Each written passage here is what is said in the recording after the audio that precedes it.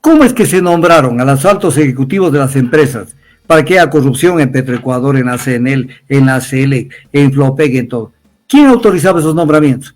Guillermo Lasso Mendoza. ¿Acaso que Danilo Carrera nombraba nomás? Danilo Carrera pedía. Danilo Carrera traficaba esos cargos. Pero en última instancia, el que decía, hagas esto, nómbrese a fulano, a mengano y a parencejo, era Guillermo Lasso Mendoza. Porque si le hubiera dicho, no le hago caso a mi primo, sencillamente no hubiera habido nada de nada. El tema es que, ¿y por qué no están involucrados? Porque dicen, nosotros no estamos involucrados porque tenemos la fiscal que tenemos. Porque tienen el caso León de Troya, donde es cuestión de atar los cabos y responsabilizarlo al dueño del circo, que era Guillermo Lasso Mendoza, y decirle, tú tienes que responder por todo esto. Entonces Guillermo Lasso es la cabeza visible de esa corrupción. No es que es un convidado en esa corrupción, él es la cabeza. Él es la cabeza. Porque todos recurrían a él, pues. Él es en última instancia el que nombra, el que aguanta las cosas, que no hay perjuicio. Claro que hubo el tema de Flopec. El tema de Flopec es monstruoso. Monstruoso. Los sobreprecios y cómo contrataban esos buques con Amazonas Tankers. Les vamos a recordar en algún rato nuevamente todos esos episodios. Entonces, que no haya responsables y que no estén presos. Porque tenemos una fiscalía que no ve eso, pues es ciega, sorda y muda en eso. Ve otras cositas. A Wilman Terán 10 años, al otro de acá. Pero esas cosas no quiso ver, no le dio la gana de ver. Y no les da la gana de ver. Entonces, esto es lo que pasa. Entonces, que no venga Guillermo Lasso a quererse vender como un hombre pulcro y honesto cuando de eso no tiene absolutamente nada. O sea, pícaros, pero con mayúsculas. Estos son, y nos quiere dar una lección. Creen que repitiendo una mentira 1000 veces se va a convertir en una verdad. Son pícaros, desde el feriado bancario, de la época de Magua, donde hicieron la fiesta con los dineros del país. De ahí para allá no han parado de robar. Eso es lo que son esta gente. Es un sinvergüenza carta cabal. Y le voy a explicar por qué es un sinvergüenza. Primero, ¿dónde está que ha habido corrupción? En el informe del caso León de Troya. Ahí está la información.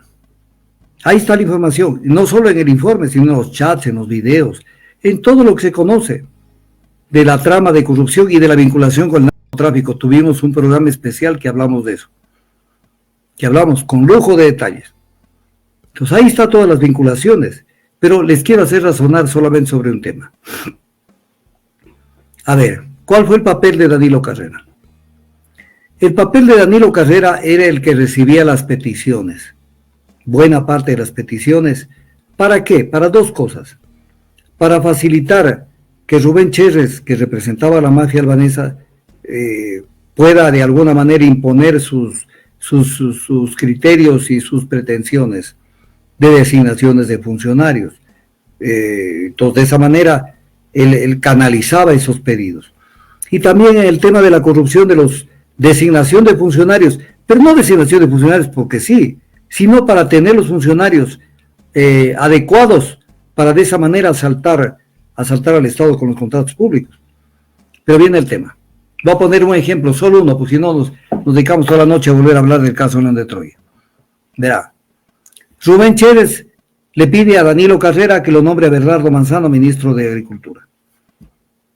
¿Ya? Entonces, Rubén Cherres le dice que le pide, y eso está en el caso León de Troya, lo hemos hablado aquí con lujo de detalles. Y eso lo aprobaron los asambleístas de la Asamblea Nacional, 104 votos, con lujo de detalles. Entonces, ¿podía Bernardo Manzano ser designado o no ministro de Agricultura? ¿De quién dependía ser designado? Ya le pidieron a Danilo Carrera, ¿de quién dependía? ¿Acaso que Danilo Carrera podía firmar un decreto nombrando a Bernardo Manzano ministro de Agricultura? No podía. Tenía que pedirle a quién, a Guillermo Lasso Mendoza, su cuñado. Oye, fírmame esta cosa, te lo pido. Entonces, ¿quién fue el pícaro? Guillermo Lasso Mendoza. Porque él ejecutó todo lo que le pedía a Danilo Carrera. No sea sinvergüenza. Y el Ministerio de Agricultura era muy importante, porque da los cupos de exportación de banano, sabiendo que en la exportación de banano ahí se filtra la exportación de cocaína. ¿Por qué tenía interés la mafia albanesa a través de Rubén Cherres en ese nombramiento?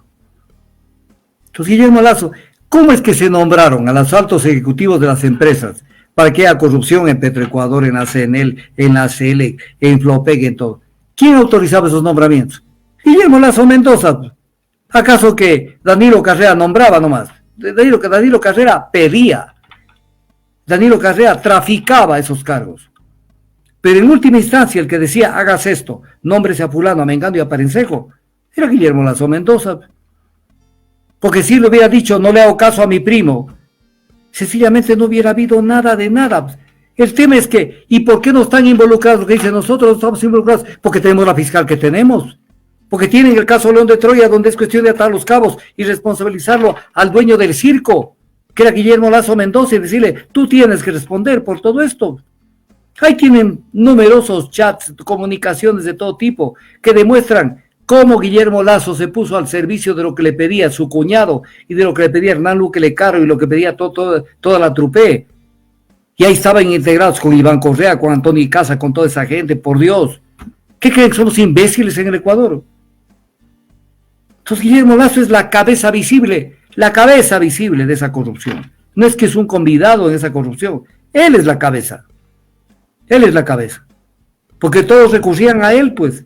Él es en última instancia el que nombra, el que aguanta las cosas, que no hay perjuicio. Claro que hubo el tema de Flopec. El tema de Flopec es monstruoso. Monstruoso los sobreprecios y cómo contrataban esos buques con Amazonas Tankers. Les vamos a recordar en algún rato nuevamente todos esos episodios. Todos episodios con una empresa que no tenía los buques suficientes para cumplir con lo que la ley le faculta, que tenga el monopolio de la transportación de hidrocarburos por mar. Y entonces lo que hicieron es, claro, es la zapada. Entonces contratar el arrendamiento de buques. Pero ahí estuvo el business. Ahí estuvo el business espantoso. En un tema que lo denunció alguien con mucho conocimiento. Porque yo soy una persona que no soy de los enfermos que digo esto no porque viene de tal y esto sí porque viene de tal. O sea, una de las personas que denunció esto fue Bernardo Villavicencio. Fue una de las personas que denunció este tema de Amazonas Tankers. Por eso le costó la vida. Porque se metió contra el poder supremo. Entonces, que no haya responsables y que no estén presos. Porque tenemos una fiscalía que no ve eso, pues es ciega, sorda y muda en eso. Ve otras cositas. A Wilman Terán 10 años, al otro de acá. Pero esas cosas no quiso ver, no le dio la gana de ver. Y no les da la gana de ver. Entonces, esto es lo que pasa. Entonces, que no venga Guillermo Lasso a quererse vender como un hombre pulcro y honesto cuando eso no tiene absolutamente nada. Comenzando porque llegó al poder. Vio la ley orgánica de la consulta popular que se hizo para que la gente que tenga dinero y bienes en paraísos fiscales no pueda llegar. No quiso traspasar sus bienes a nombre de los hijos, testaferismo familiar. Y eso incluso está penado por la misma ley. Pero nadie quiso meterse en eso, porque cuando es contra el poder no hay nada que pueda hacer que esta gente pueda ser responsabilizados y ser llevados a juicio y además encarcelados. Entonces que no vengan con chistes. Ya, verá, lo voy a explicar. Verá, los contratos con los buques fueron suscritos con Lenín Moreno, ¿no es cierto? Ya.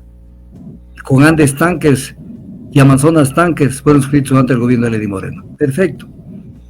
Entonces verán, escuchen esto. Yo sobre esto hablé mucho, porque no es que yo no he hablado, yo no estoy hablando ahora de estos temas.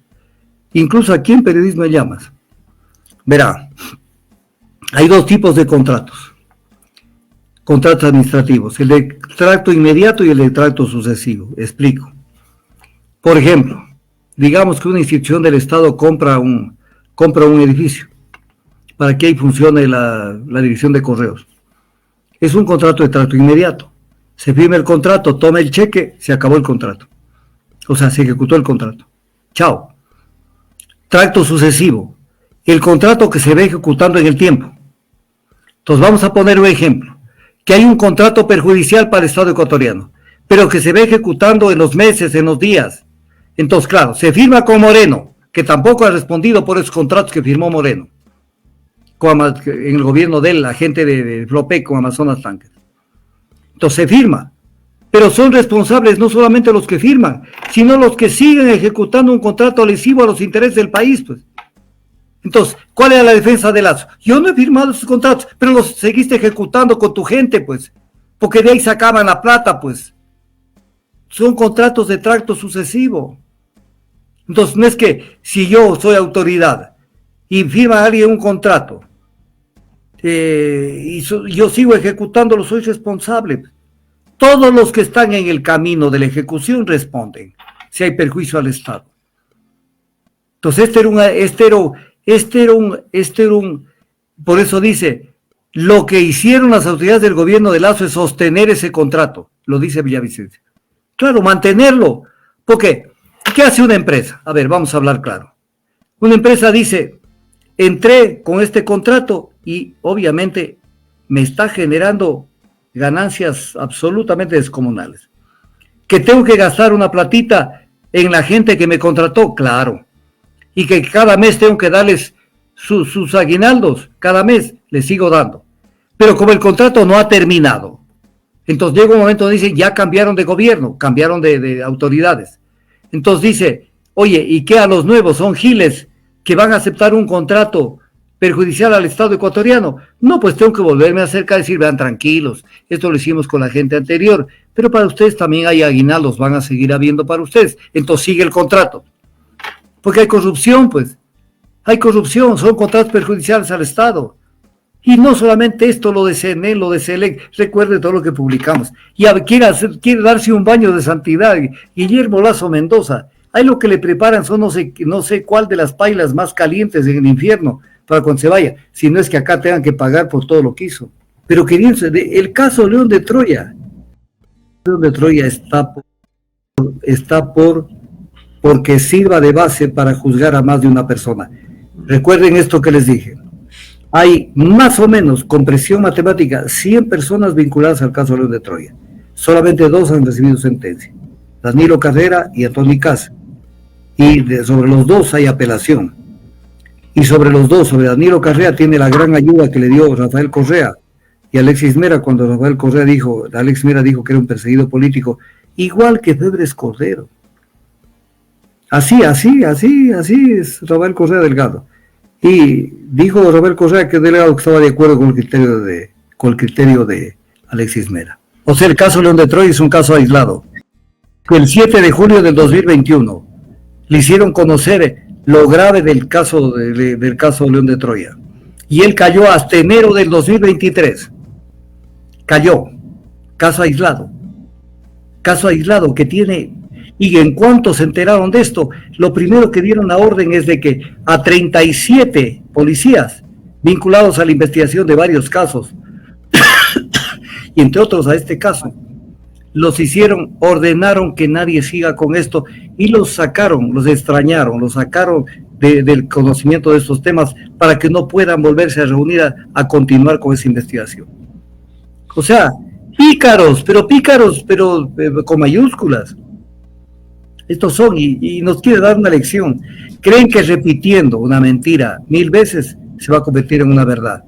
Son pícaros, desde el feriado bancario, de la época de Magua, donde hicieron la fiesta con los dineros del país. De ahí para allá no han parado de robar. Eso es lo que son esta gente.